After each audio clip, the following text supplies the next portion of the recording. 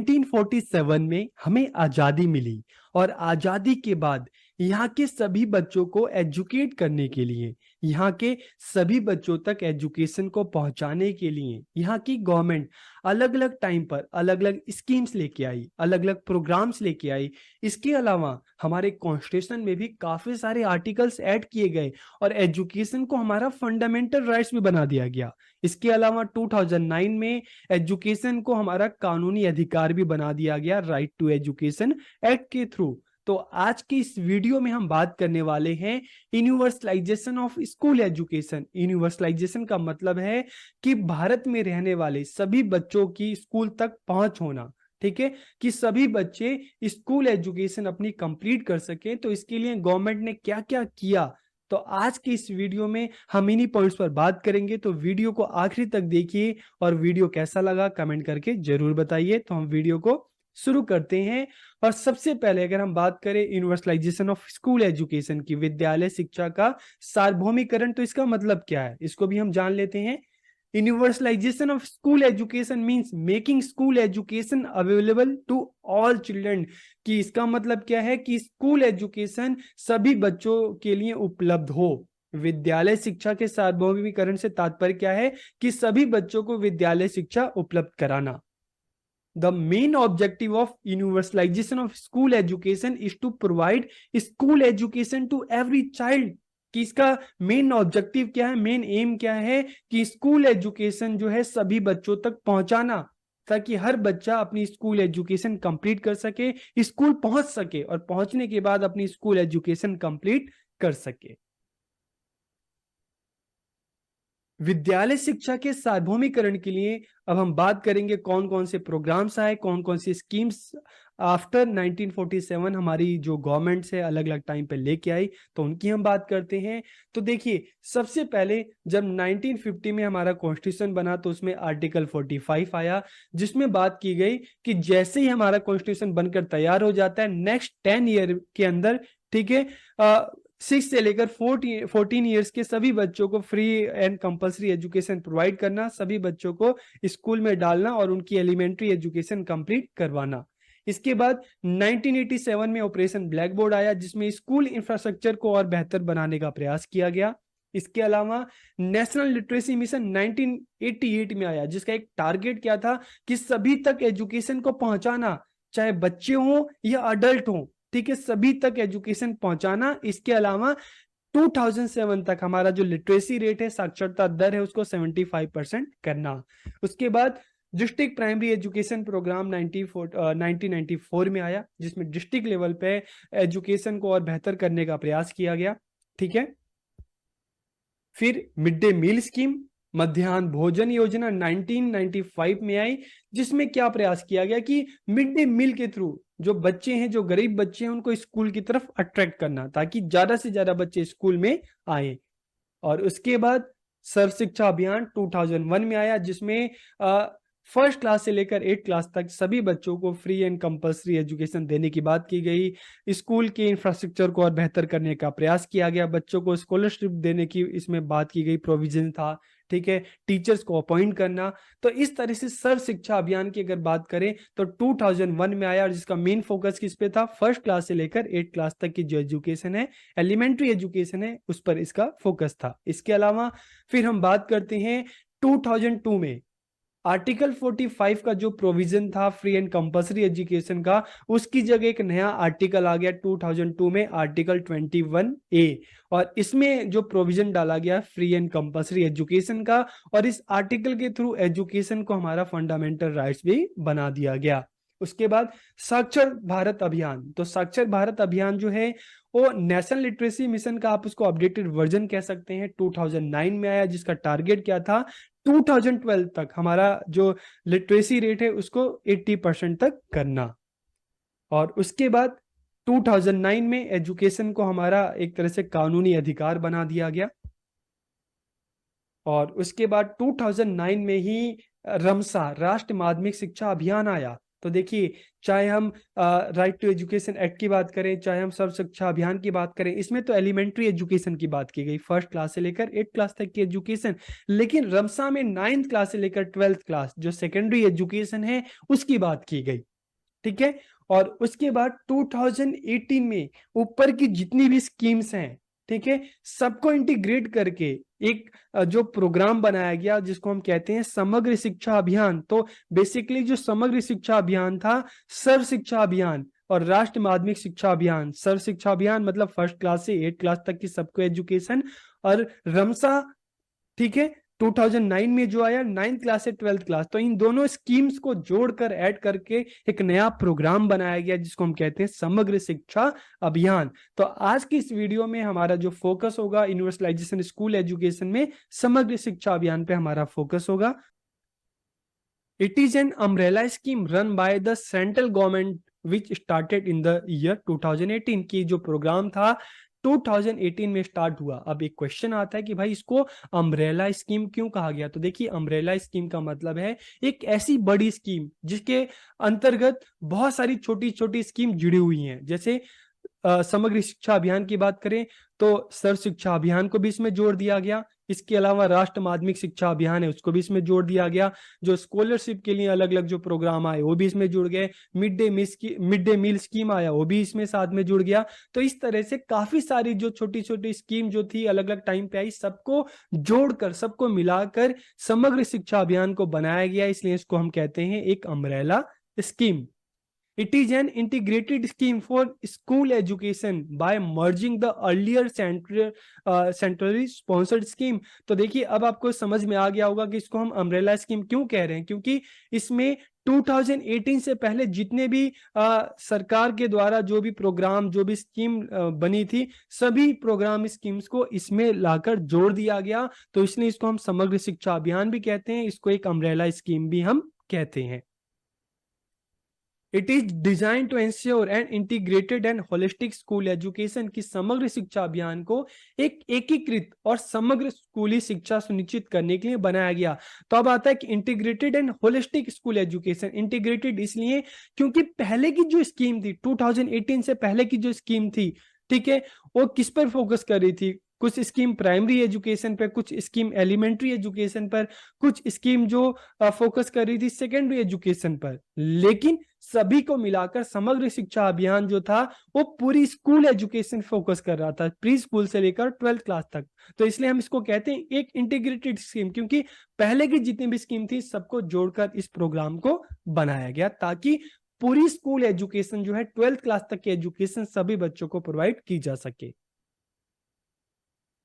समग्र शिक्षा integrate the following 3 scheme की, इसमें देखो 3 स्कीम्स को जोड़ा गया। ठीक है, समग्र शिक्षा अभियान में जो हम बड़ी स्कीम्स की बात करें तो बेसिकली इसमें 3 बड़ी स्कीम्स को जोड़ा गया। कौन कौन सी? रमसा राष्ट्रीय माध्यमिक शिक्षा अभियान जो 2009 में आया, जो सेकेंडरी एजुकेशन पे फोकस करता है। सर्व शिक्षा अभियान जो 2001 में आया। इसके अलावा टीचर एजुकेशन। तो इन 3 जो प्रोग्राम था इनको इंटीग्रेट करके जो एक नया प्रोग्राम बना जिसका नाम क्या दिया गया? समग्र शिक्षा अभियान। Government of India started this scheme under the ministry of education. उस टाइम एमएचआरडी था, ministry of human resource development. तो भारत सरकार ने शिक्षा मंत्रालय के तहत इस योजना की स्टार्टिंग की। कब की? 2018 में। This scheme was started with the aim of improving the quality of school education की। इस स्कीम को जब शुरू किया गया तो किस उद्देश्य से शुरू किया गया? कि स्कूल एजुकेशन की जो क्वालिटी है उसको सुधारना, उसको इंप्रूव करना।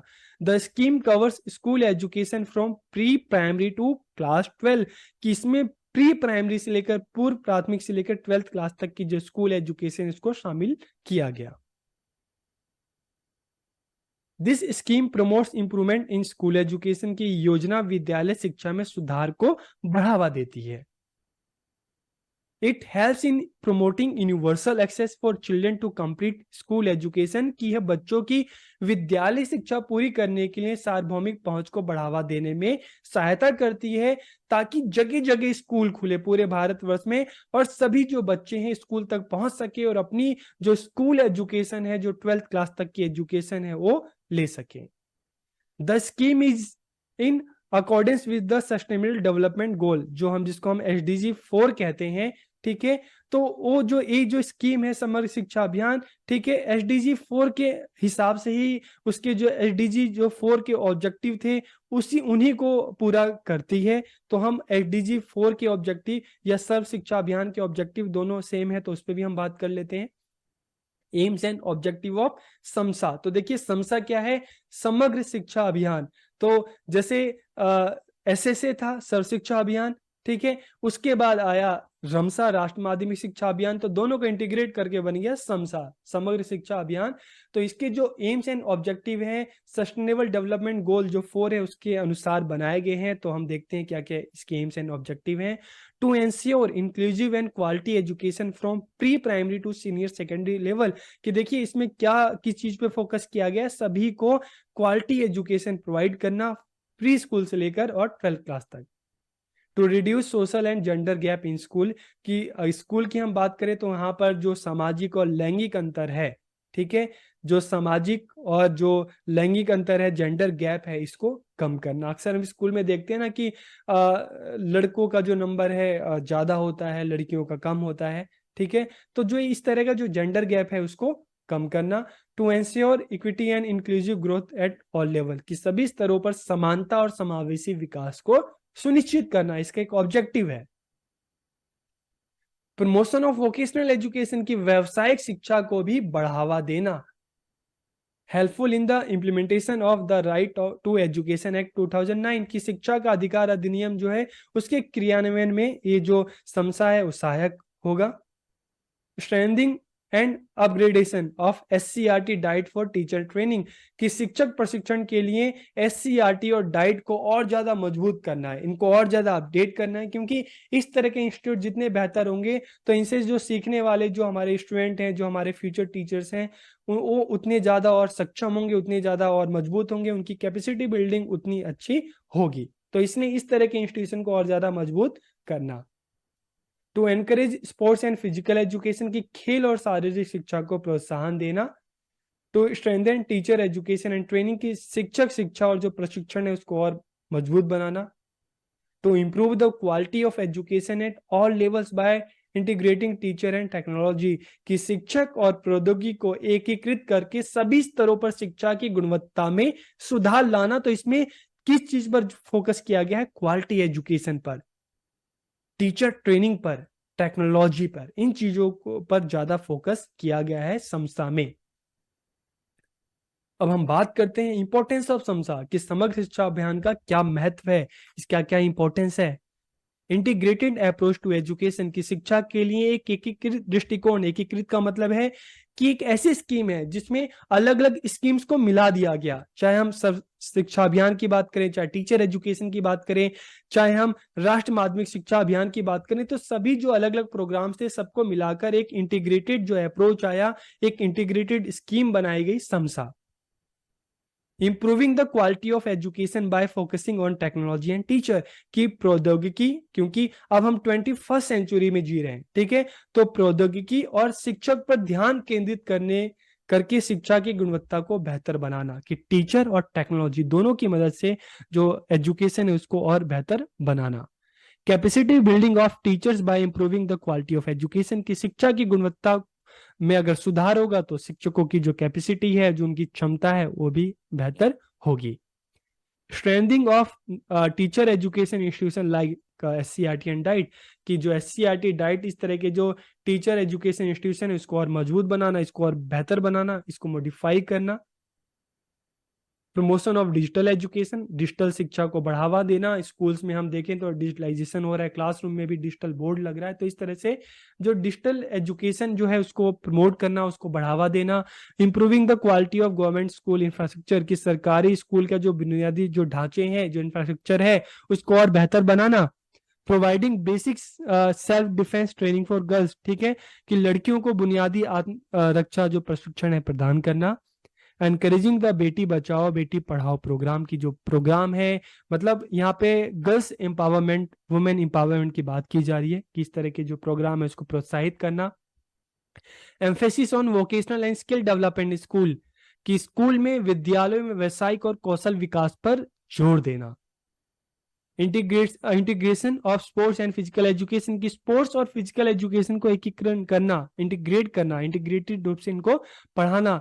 Making sports education at an integral part of the curriculum, की जो खेल शिक्षा है जो स्पोर्ट्स है इसको भी करिकुलम का पार्ट बनाया जाए, सिर्फ टाइम पास के लिए बच्चों को ना खेला जाए, सिर्फ एक पीटी का पीरियड ना रह जाए, बल्कि इसको भी एक करिकुलम का पार्ट बनाकर स्टार्टिंग से ही बच्चे को एक जो स्पोर्ट्स है एक सब्जेक्ट के रूप में बच्चों को पढ़ाया जाए, बच्चों को सिखाया जाए। मेंटेनिंग रीजनल बैलेंस की क्षेत्रीय संतुलन बनाए रखना मतलब क्या है कि आप अलग अलग स्टेट में जाओ, अलग अलग एरिया में जाओ, कहीं पे एजुकेशन जो है बहुत बेहतर है तो कहीं पे उनकी उसकी क्वालिटी अच्छी नहीं है, कहीं पे लिटरेसी रेट ज्यादा है तो कहीं कम है। तो इस तरह का जो हम डिसबैलेंस देखते हैं ना, तो उसको खत्म कर कर एक बैलेंस बनाना। अब हम बात करते हैं इसके फंडिंग पैटर्न की। चलो हमने पूरी स्कीम तो जान ली, समग्र शिक्षा अभियान, लेकिन फंड कैसे होगा इसका, तो इसको भी हम देख लेते हैं। देखिए, जितने भी यूनियन टेरिटरी है, ठीक है, जिसमें कोई सीएम नहीं है, ठीक है, कोई वहां का लेजिस्लेशन नहीं है, तो वहां का जो पूरा 100% जो फंड है वो सेंट्रल गवर्नमेंट देगी। जैसे एक एग्जांपल के तौर पे माने दिल्ली और चंडीगढ़, तो दिल्ली में तो सीएम है, तो यहाँ की तो अपनी असेंबली है, तो यहाँ पे नहीं। चंडीगढ़, वहां का कोई सीएम नहीं है, ठीक है, तो चंडीगढ़ इस तरह का जो यूनियन टेरिटरी है, वहां पर पूरा जो 100% जो फंड है वो गवर्नमेंट देगी। लेकिन जिन स्टेट और यूनियन टेरिटरी में जहां का लेजिस्लेशन है, जहां पर सीएम है, तो वहां पर 60% जो है सेंट्रल गवर्नमेंट देगी, 40% स्टेट लगाएगा। जैसे अलग अलग यूपी पंजाब अलग अलग जो राज्य हैं वहां पर 60% गवर्नमेंट सेंट्रल गवर्नमेंट देगी, 40% पैसा जो भी इस अभियान में होगा वो स्टेट गवर्नमेंट लगाएगी। और दिल्ली की बात करें, यूनियन टेरिटरी है लेकिन यहाँ पे सीएम है, ठीक है, तो यहां पर भी क्या है कि 60% जो है सेंट्रल गवर्नमेंट देगी और 40% स्टेट गवर्नमेंट को खुद से लगाना होगा।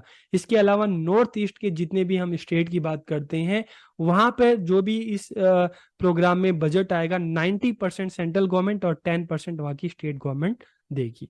आज के इस वीडियो में हमने यूनिवर्सलाइजेशन ऑफ स्कूल एजुकेशन की बात की, और आज़ादी के बाद अलग अलग टाइम में गवर्नमेंट जो अलग अलग प्रोग्राम जो अलग अलग स्कीम्स लेके आई हमने उसकी बात की। इसके अलावा जो गवर्नमेंट की जो 2018 में जितने भी 18 से पहले के जो प्रोग्राम स्कीम्स थे सबको इंटीग्रेट करके जो समग्र शिक्षा अभियान आया, हमने उसकी बात की। तो वीडियो आपको कैसा लगा कमेंट करके जरूर बताइएगा। आप सबका बहुत बहुत धन्यवाद।